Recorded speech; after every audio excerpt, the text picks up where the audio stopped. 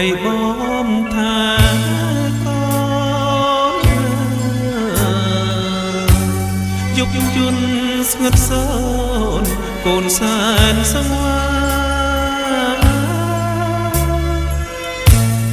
ម៉ែបានចែកឋានកូនស្ដាយអាណា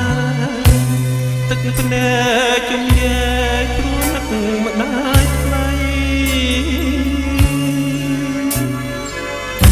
ម៉ែឈឺដងហងអើយដងហើយកូនជើក្នុងទ្រូងឈឺក្ដៅរាល់ពេលជិត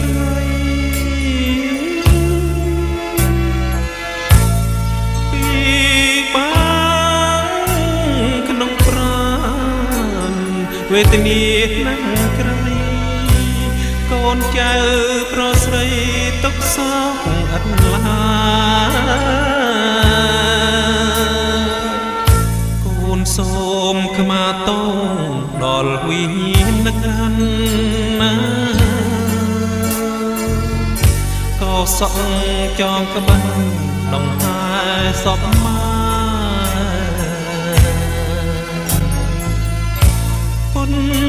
ថាផ្សែងភ្លើងនៃព្រះអគ្គីរំលែកសម័យនៅសល់តែចឹងសូមវិញ្ញាណក្ខន្ធណាយម៉ែទៅបានសុខ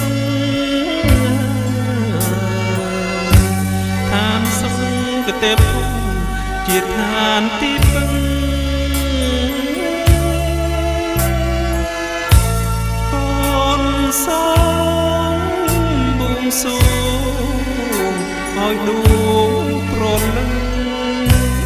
ទៅកើតជាតិមុខបានសង្សារ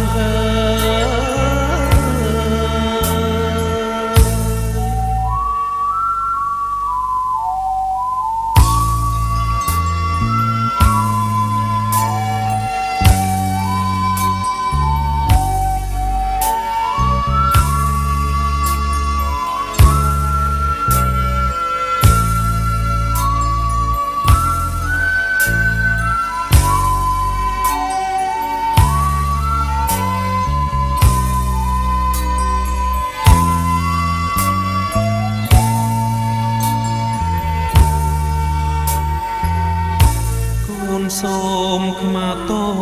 ដល់វិញ្ញាណក្ខន្ធណាក៏សក់ចងក្បាច់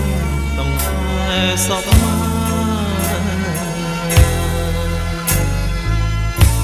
ពុនថាផ្សែងភ្លើងនៃព្រះអគ្គី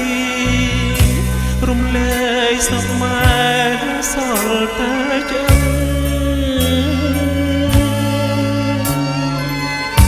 សូមវិញ្ញាណក្ខន្ធណាយម៉ែទៅបានសុខឋានសង្ឃទេពជាឋាន